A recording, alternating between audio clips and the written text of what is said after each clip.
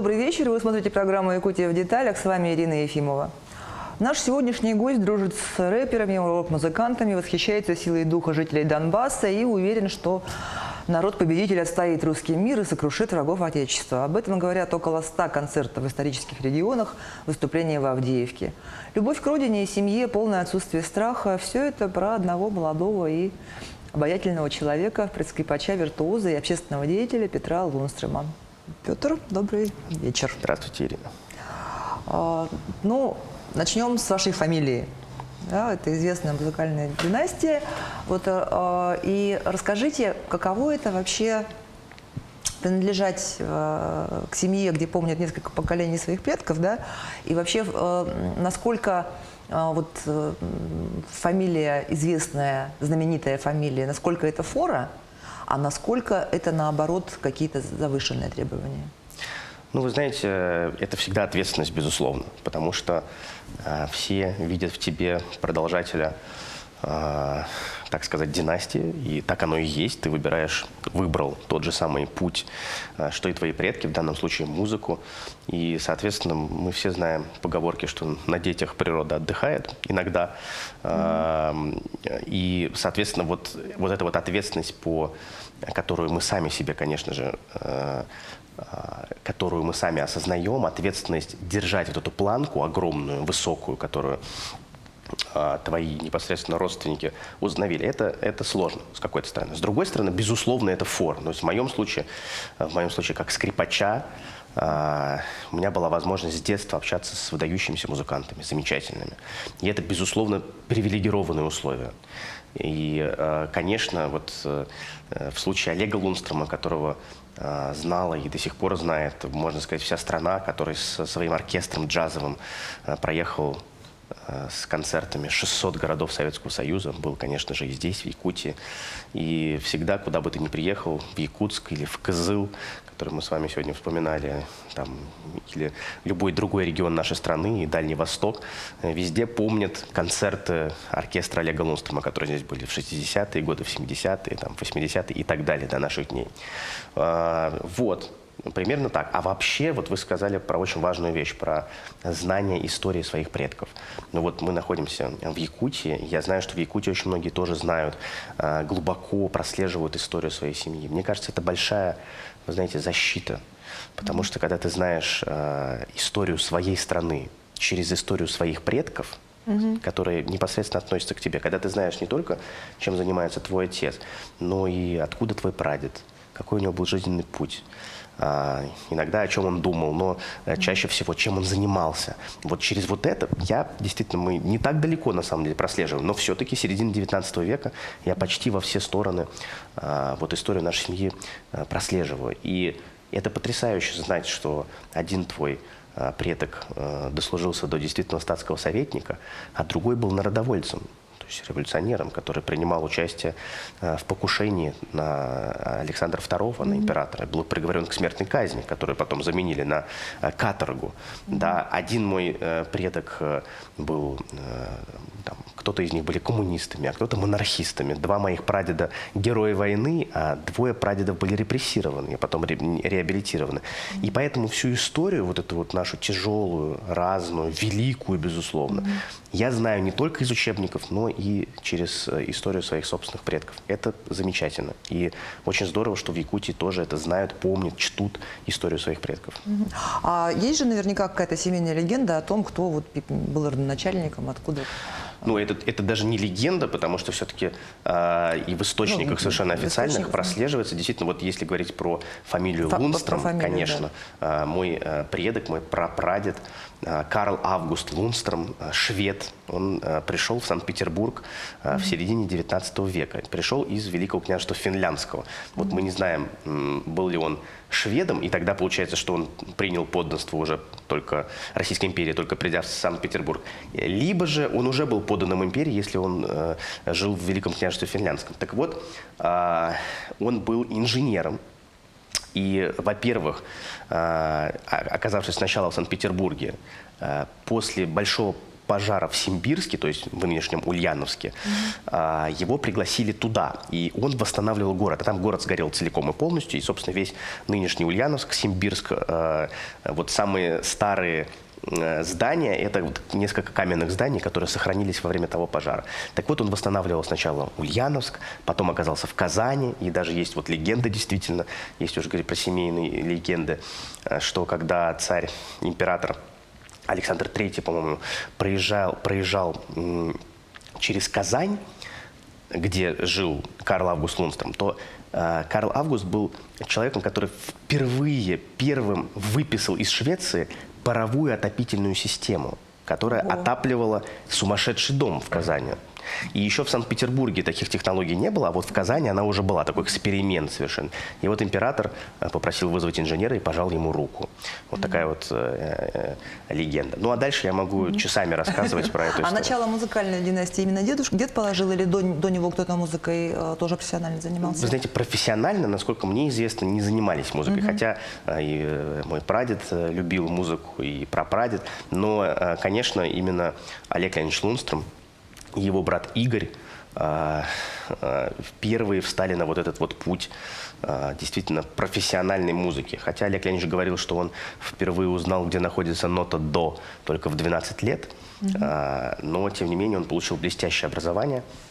Ну и позже, в 18 лет, они создали вот этот вот великий оркестр, который позже попал в Книгу рекордов Гиннесса, как самый долгоиграющий оркестр в мире. И до сих пор это, собственно, самый долгоиграющий оркестр в мире. Он существует уже под названием «Оркестр имени Олега Лундстрема». А вообще у вас была ли какая-то альтернатива выбрать не музыку? Вы знаете, ну, я в детстве хотел, конечно, стать десантником или летчиком-истребителем, но это было такое романтизированное представление. Никаких шагов к этому я не делал. Я с детства видел пример своего отца. Мой отец скрипач, классический скрипач Леонид Лундстрем, наш мэтр такой. И я с детства, видя, как он играет на скрипке, тоже хотел играть на скрипке. Поэтому это совершенно вот... Я пошел по стопам отца, безусловно. Поэтому для меня никогда таких вопросов не стояло. И потом у меня сразу начало получаться. Это всегда приятно ребенку, да и кому угодно, когда у тебя что-то получается. Поэтому ты хочешь продолжать этим заниматься. А вот свою первую скрипку помните? Ну, что это было? Я не помню, наверное, какая скрипочка, но и как у всех, это была 1/16. Там есть у нас есть целая скрипка, есть половинка, Да. есть четвертная и так далее. 8/16 самая маленькая, то есть вы там лет Не с 6 лет, да, пяти? как все, с 6-7, кто-то с 5. С 8 уже поздно. А сейчас какая у вас скрипка? Ой, сейчас у меня замечательная скрипка. Я приехал в Якутию с ней. Это скрипка, принадлежащая государственной коллекции уникальных струнных инструментов. И ей около 300 лет. Это мастер школы Амати, такого великого итальянского мастера. И действительно, это одна из самых лучших скрипок, на которую я когда-либо играл. Хотя я играл и на скрипках Страдивари, и Гваданине. Но вот это вот действительно, она очень близка моему сердцу. Вот сегодня я буду играть концерт в высшей школе музыки Республики Саха-Якутия, как раз на этой скрипке. А эта скрипка, она, вы сказали, государственная коллекция, то Да. есть она не ваша? Нет, эта скрипка именно принадлежит государству, госколлекции, да. Я на ней играю, на самом деле, не так давно, вот с сентября буквально прошлого года, 2024. А с какой скрипкой на Донбасс ездили? Я вообще по условиям контракта не имею права со скрипкой из госколлекции не только быть в 4 новых регионах, но и даже в территории, где проводится контртеррористическая операция формально, то есть Чтобы имею в виду риску не подвергаться. Белгородскую и Курскую область. Ну, конечно, это контракт, это страховка, которую мы выплачиваем. Соответственно, если с ней что-то произойдет, то эти условные там 200 тысяч евро буду выплачивать я. Вот. Но, хотя это немножко обидная ситуация, но все-таки за последние 3 года я сыграл, на самом деле, около 150 концертов на линии фронта, начиная с апреля 22 года, когда 9 апреля мы играли в Донецке концерты, 10 апреля мы с моим другом Алексеем Поддубным из группы «Джанго» играли концерт в Мариуполе. Это был первый концерт еще не освобожденном городе Мариуполь, потому что Мариуполь был освобожден как известно, 21 мая. И вот мы играли там 10 апреля. Я с моей скрипочкой, тоже замечательной, моей скрипочкой. Личной. Личной. Ну или скрипкой моего отца. Вот, я проехал, вот, собственно, вот всю линию, наверное, фронта за последние 3 года. И до сих пор продолжаю ездить именно с ней. А что вообще вот вас побудило поехать на Донбасс? Ну, вы знаете, для меня вообще такого вопроса не стояло. Я, между прочим, помимо Московской государственной консерватории, которую я окончил вместе с аспирантурой, я учился еще в высшей школе музыки «Королева София». Кстати, вот высшая школа музыки. У нас единственная высшая школа музыки в стране, она именно здесь, в Республике Саха, находится. А я учился в Мадриде в высшей школе музыки. И в 2014 году, в том числе, когда случилась Крымская весна, я находился в Испании. И уже тогда мы, знаете, отправляли гуманитарную помощь. Я ходил по Мадриду в майке с Путиным, в майке Донецкая Народная Республика. У меня есть прекрасная фотография, где я стою в этой вот майке Донецкая Народная Республика на фоне вот этой высшей школы с какими-то испанцами, поляками, там, с моими друзьями и так далее. Вот. И когда пришел 22 год, слушайте, с 19 года я ездил в Донецк, и наша творческая мастерская Леонида Лунстрома, моего отца, которую я возглавляю, с 19 года поддерживал Донбасс. Мы играли благотворительные концерты. Я успел сыграть 3 концерта или 4, я даже сейчас уже не помню, с оркестром Донецкой филармонии. И последний свой концерт до начала специальной военной операции я сыграл в декабре буквально 21 года. И спустя 2 месяца, когда началась СВО, я написал, у меня единственные мои контакты, которые у меня были, это был вот директор филармонии Александр Александрович Порецкий. И больше у меня никаких контактов не было в Донецке. Я написал ему, говорю: Саш, нужно делать какие-то концерты в поддержку наших ребят. На что он мне ответил, естественно, что это невозможно, потому что всеобщая мобилизация объявлена, и все массовые мероприятия запрещены. И какое-то время я вообще не знал, что можно попасть в Донецк. Это сейчас вы можете взять паспорт и приехать в Донецк в любой момент. А тогда это было целое дело. Были вот эти вот идиотские ковидные ограничения, при которых там можно было... Идет война по сплошным ходам, а я могу попасть только если у меня прописка в Донецке. Ну, неважно. В общем, мы это обошли вот как раз в апреле, благодаря моему другу Алексею Подубнову, о котором я уже сказал. Короче, как только я понял, что это возможно, я сразу же оказался там. Для меня таких вопросов не стояло. Вообще нужно сказать, что часть моей семьи живет в Донецке и жила все эти годы в Донецке. И не уезжала ни в 2014 году, ни в 2015, ни в 2022. И мой родственник, ближайший, Олег Наумович Бухтиозин, он был художественным руководителем Донецкой филармонии на протяжении 26 лет. Вот. И вот он уже умер буквально год назад, но для меня большая радость, вспоминая про семью, да, что вот как раз последние 2 года его жизни я буквально каждый месяц был в Донецке, и каждый раз мы с ним виделись, каждый раз мы передавали привет там, моим родителям, которые, кстати, тоже со мной ездили в Донецк. Моя сестра, которой в этом году исполнится 22 года, она тоже в 22 году приехала со мной в Донецк. Вот. Поэтому для нас, знаете, не было такого вопроса, что меня побудило. Мне хотелось быть там, где бьется сердце нашего народа. И в том числе, конечно, нашей армии. Вы упомянули про сестру. Я знаю, что у вас их 5. Вот так вот. Это правда. Возвращаясь к семье, но вас в Якутии родит не только то, что вы хорошо знаете свои корни, но и то, что вот вы из многодетной семьи, у нас много многодетных семей. Вот каково это? Вы, наверное, забалованы. Ну, женским вниманием. Это общеизвестно. Это, скажем так, да, все так думают. Наверное, так оно и есть, безусловно. Слушайте, 4 младших сестры, 1 старшая, потом у нас еще была замечательная няня, армянка, которая тоже в душе во мне не чаяла. Конечно, мамочка наша любимая, безусловно. Вот, вы знаете, у меня 5 родных сестер, но ни одного брата не было. И мы все время, у меня все-таки 4 младших сестры. Вот родилась младшая, потом еще одна. И я все время спрашивал у родителей: ну теперь-то родится брат, ну теперь-то брат. Вот. Ну нет, родились все-таки сестренки, тоже замечательные совершенно. Вот. Но, опять же, вы знаете не хуже меня, что большая семья, многодетная семья – это тоже своего рода защита.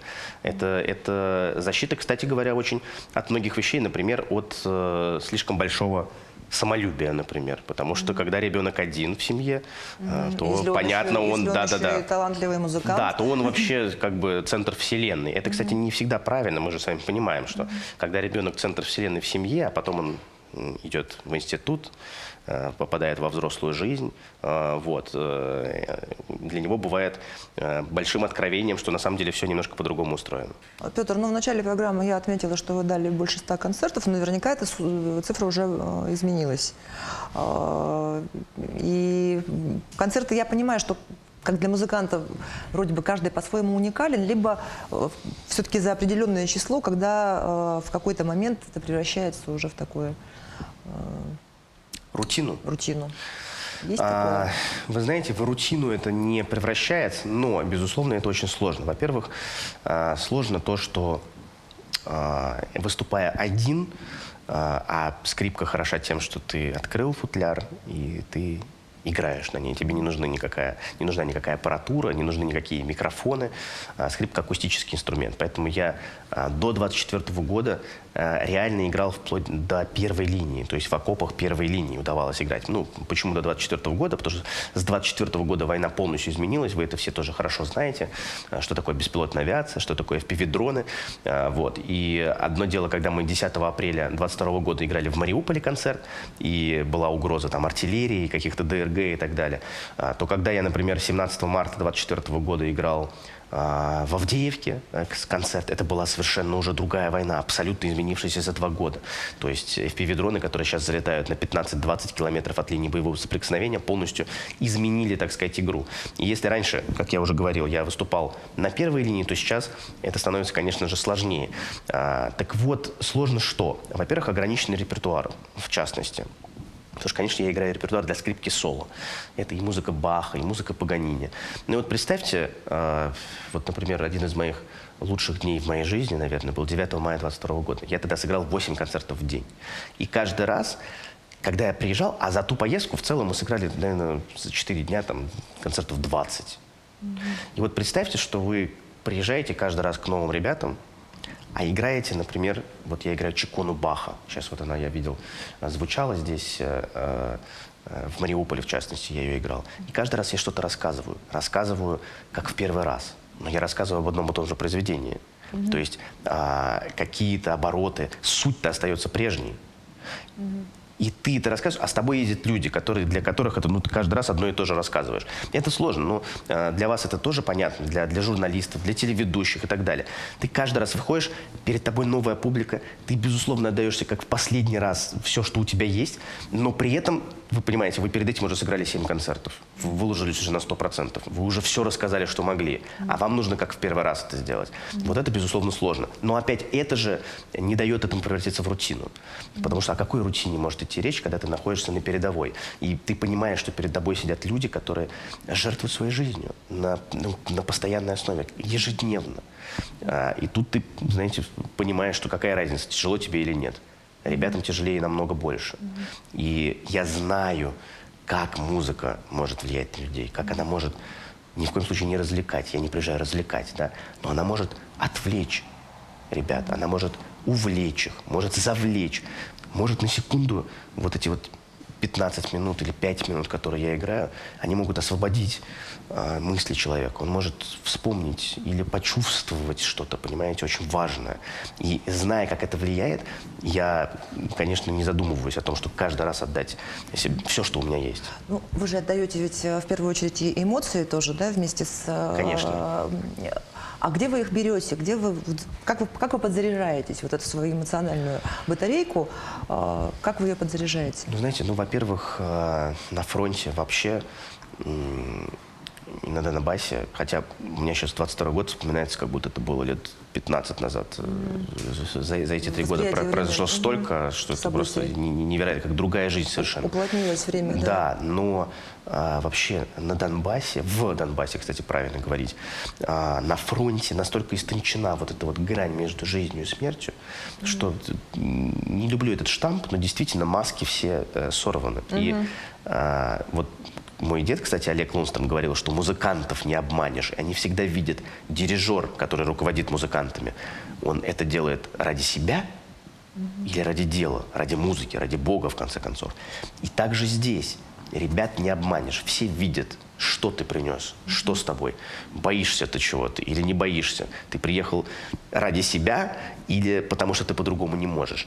И поэтому подзаряжаться здесь даже, ну, то есть вся вот эта вот атмосфера, которая там создана, вот это вот энергетическое поле, дело даже не в напряжении, а в том, что, конечно, энергии там совершенно невероятные.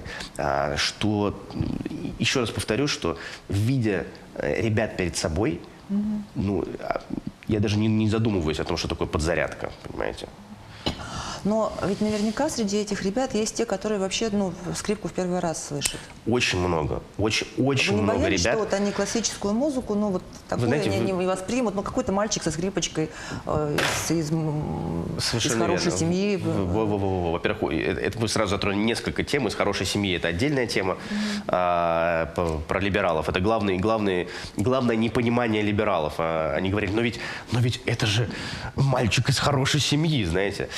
Это все, конечно, довольно унизительная, отвратительная совершенно история. Ну, не для меня унизительная, а для них. Вообще вот это слово «из хорошей семьи». Но вы фактически сейчас повторили вопрос, который мне задал Владимир Владимирович Путин, спрашивая, а как реагируют ребята? Как ребята реагируют на музыку Баха, Паганини, на классическую музыку? Ну вот я переживал, наверное, только перед первым концертом, когда мы играли вместе с Юлией Чичериной, вместе с группой «Джанго». И я понимал, что со мной на сцене выступают признанные рок-звезды, песни которых я знаю, я пою, и ребята знают и поют.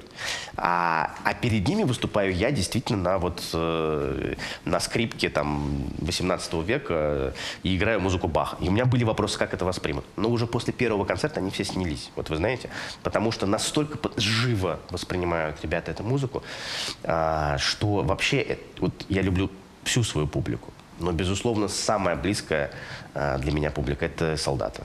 Это солдаты и офицеры, так сказать, наши ребята. Вот. И еще один самый сложный концерт для меня был, конечно, именно в Мариуполе. Когда я играл не перед ребятами нашими, а играл на площади перед 3000 людей, которые в лучшем случае лишились только что своего жилья, в худшем случае своих близких, и они стояли в очереди за гуманитарной помощью. И вот это был совсем другой концерт, конечно же. То есть я постоянно про себя думал, как раз вот затронута ваша тема, насколько этично то, что вот я стою перед ними, приехавший там из Москвы с этой скрипкой прекрасной, и играю для этих людей, которые находятся в горе, безусловно, в ужасном стрессе, играя музыку, насколько это этично. Ну, опять же, ответ я себе дал, что если хотя бы одному человеку это поможет, а я видел, как плакали некоторые люди, значит, это уже имеет значение. Ну, а помимо этого мы все-таки привезли с собой грузовик с гуманитарной помощью, поэтому здесь я был спокоен. Вы затронули вот эту тему с хорошей семьи. Вот это вот не секрет, как наша творческая интеллигенция, часть творческой интеллигенции, часть богемы придерживаются, ну, других взглядов, мягко говоря, да, либо отстраняются от этой темы. Вот вы вообще с этим сталкивались? Как восприняли они вот то, что вы начали выражать свою гражданскую позицию, поездки на Донбасс, то есть вас осуждали, там, ну, косились, как-то вот спорили, что-то. Ну, конечно, вот в этой среде я имею в виду. В вашем вопросе уже скрыт ответ, он очевиден. Это, вы знаете, сейчас в 25-м году мы с вами сидим на телевидении, и у нас есть уже сформированное понимание вообще всех процессов, есть государственная позиция, есть, в общем-то, совершенно объединенная страна и народ в поддержке наших ребят, потому что все понимают, что происходит сейчас. А тогда, в апреле, когда мы поехали, была совершенно другая ситуация. Вы сейчас можете это вспомнить. Я думаю, она была здесь и в Якутии, и везде, вообще по всей стране. И, конечно, с одной стороны, моя репутация, в кавычках, была испорчена в либеральных кругах уже давно, с 2014 года, про что я вам только что рассказывал. Казалось бы, молодой человек, который учится там, в Московской консерватории, в высшей школе музыки, там, жил в Китае, в Мадриде и так далее, как он может поддерживать, значит, репрессивное государство и так далее. Ну, все эти штампы мы с вами очень хорошо знаем. Завтра на нашем форуме, я надеюсь, о котором мы, надеюсь, сегодня еще поговорим, безусловно, эти темы тоже поднимем, потому что это очень интересно. Вы знаете, очень интересно попробовать найти корни комплекса неполноценности русской интеллигенции. Потому что это феномен совершенно потрясающий. Ведь это не сегодня началось. Это было и 50 лет назад, и 100 лет назад, и 200 лет назад. И все это совершенно одинаково. Что же касается в целом другой позиции, то это же гражданская война в какой-то степени. Да. И гражданская война прошла и по моей семье, потому что мой дед, другой дед, отец моей матери, Михаил Сергеевич Воскресенский, это выдающийся пианист, народный артист России, человек, родившийся, между прочим, в Бердянске, переживший нацистскую оккупацию в 1942 году, в 1943, да, чей отец, мой прадед, погиб при освобождении Мелитополя в 1943 году, в октябре, буквально через месяц после мобилизации его. Так вот Михаил Сергеевич в 1922 году эмигрировал из страны в Америку, из нашей страны в 2022 году, в 87-летнем возрасте, вообще вдумайтесь.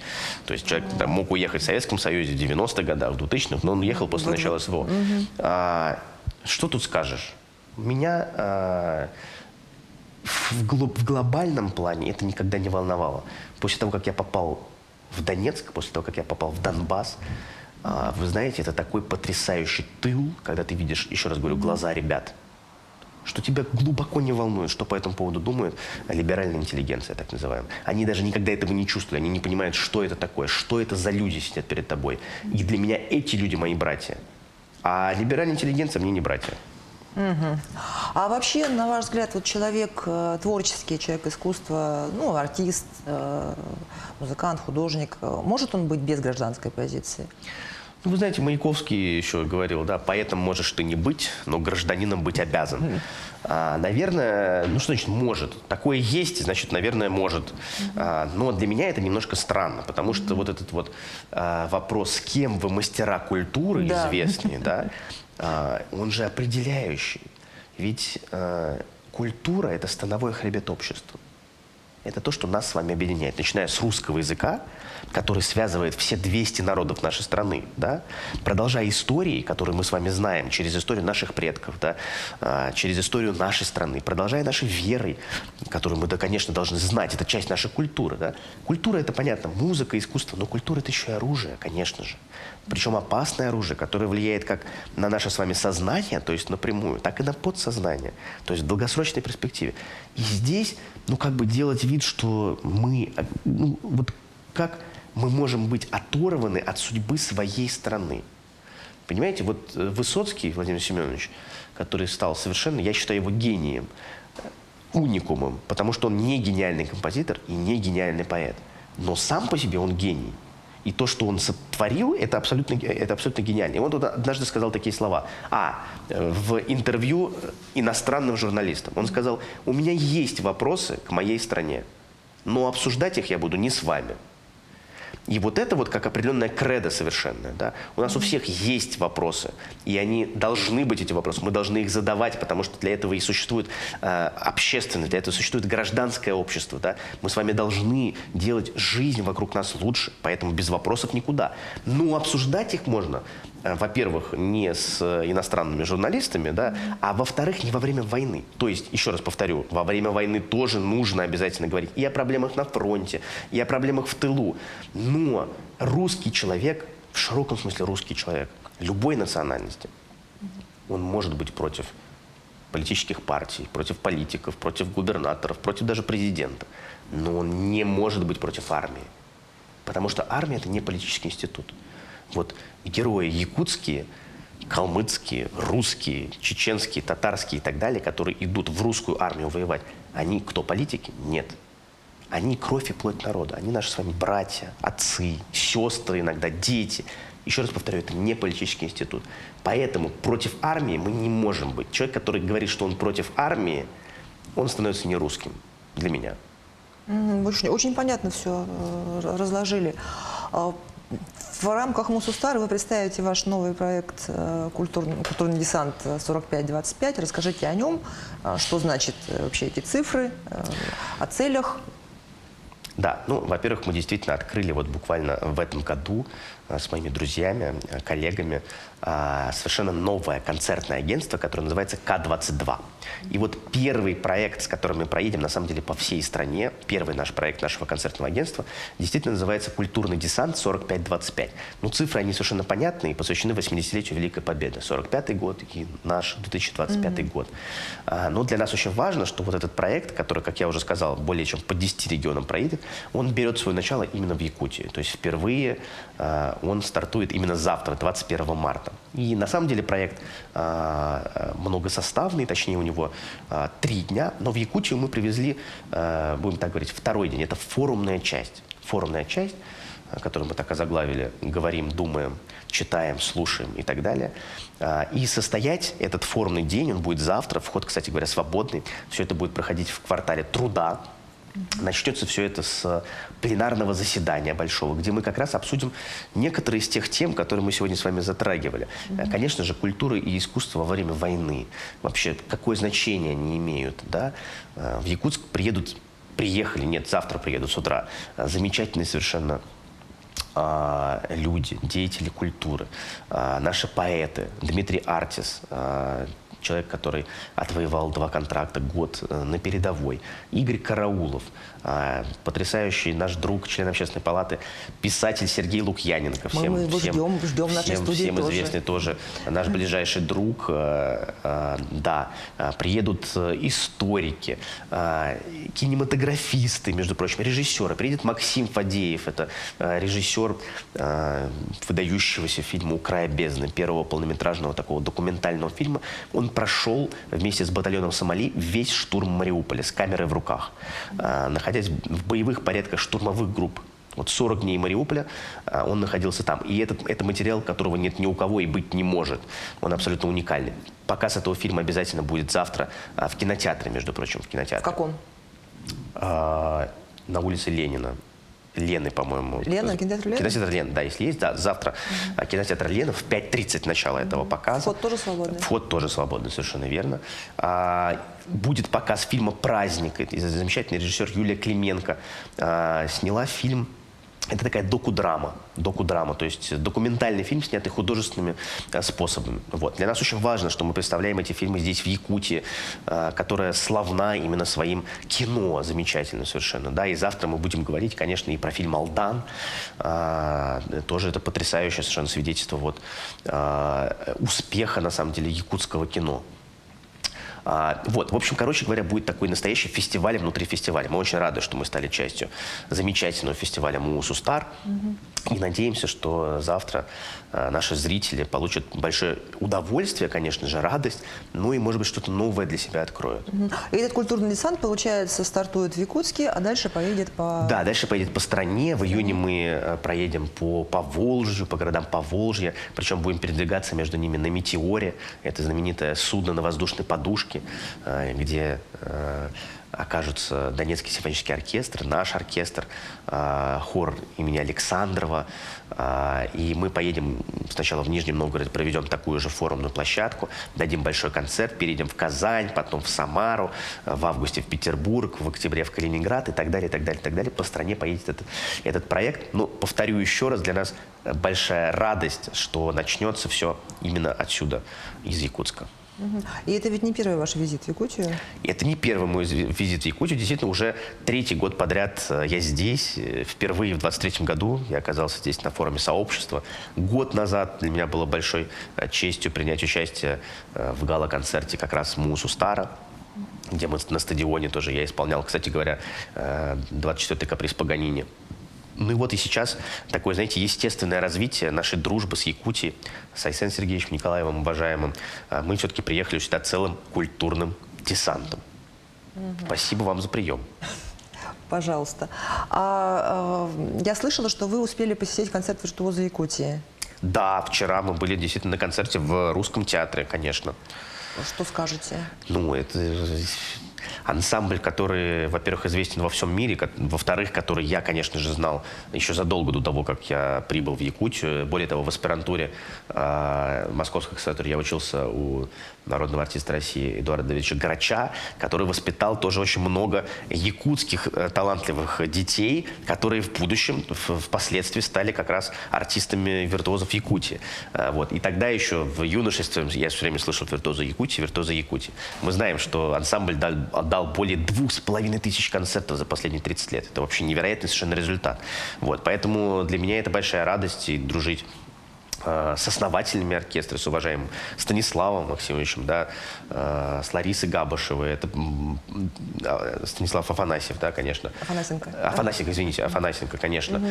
И это легенда, безусловно, и для Якутии. Вчера, кстати говоря, вот на сцене было объявлено о том, что Станислав попал вот в первую энциклопедию, я так понимаю, которую делают для Якутии. Ну, как раз он на А.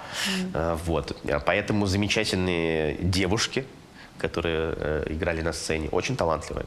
Ну и все, самый последний вопрос, даже не вопрос, а пожелание, наверное, молодежи, участникам молодежного фестиваля молодежи, вообще какая должна быть, может быть, в этом пожелании будет какой-то образ будущего нашей страны. Вы знаете, у нас есть такой девиз «Патриотизм через профессионализм».